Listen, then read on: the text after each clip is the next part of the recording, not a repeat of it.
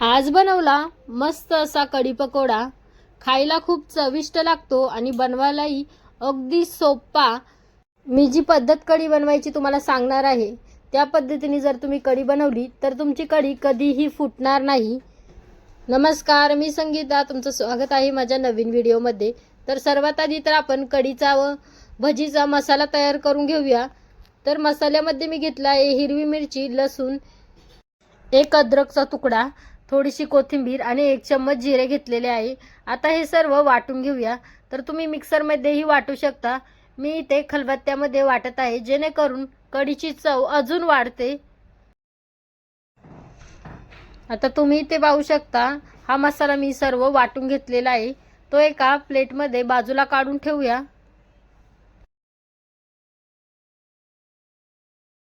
त्यानंतर एका बाउलमध्ये घेतलेला आहे 2 वाटी दही। तर तुम्हाला कढी किती करायची आहे त्यानुसार तुम्ही दही कमी जास्त करू शकता। याच दहीमध्ये घालायचं आहे 2 चम्मच बेसन पीठ म्हणजे चणा पीठ आणि पाव चम्मच हळद घालून घेऊया। आता हे दही चांगलं फेटून घ्यायचं आहे। एकही गुठळी यामध्ये राहिली नाही पाहिजे। असं जर फेटायचं नसेल तर तुम्ही हे सर्व पदार्थ मिक्सरमध्ये घालून एकदा फिरवून घ्या जेणेकरून दही मध्ये राहणार नाही आणि म्हणजे कढी आपली फुटणार नाही। चांगलं मिक्स झाल्यानंतर यामध्येच घालणार आहे 2 ते 3 वाटी पाणी। तर तुम्हाला किती कढी पाहिजे त्यानुसार तुम्ही पाणी कमी जास्त करू शकता। आणि हे सर्व आता परत एकदा व्यवस्थित मिक्स करून घेऊया। आता आपण कढी बनवून घेऊया। त्यासाठी गॅस चालू करून गॅसवर ठेवली आहे कढई। कढईमध्ये घालते 2 ते 3 चमचे तेल। तेल थोडंसं गरम झालं की त्यामध्ये घालते 1 चमचे मोहरी। मोहरी छान तडतडली की आपण जो मसाला केला आहे तो 1 चम्मच घालून घेऊया आणि तेलामध्ये चांगला परतून घेऊया। सर्व मसाला चांगला परतला की त्यामध्ये घालायचा आहे पाव चमचा हळद।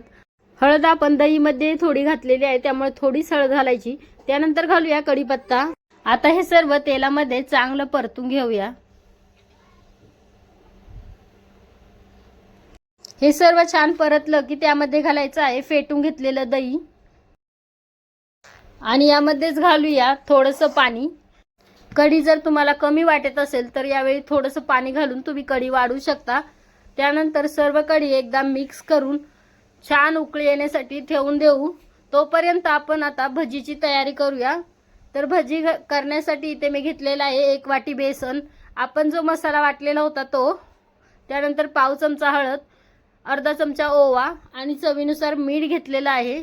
त्यानंतर भरपूर अशी कोथिंबीर घेऊया आणि हे सर्व पाणी टाकून व्यवस्थित मिक्स करून घेऊया। घट्टसरच पीठ आपल्याला मिक्स करायचं आहे जेणेकरून छान भजी आपल्याला करता येईल। तर इथं पीठ भिजण्यासाठी ठेवलेलं आहे। त्यानंतर गॅसवर कढई ठेवून कढईमध्ये घालूया तेल। तेल गरम झालं की त्यामध्ये छोटी छोटी भजी करून घेऊया।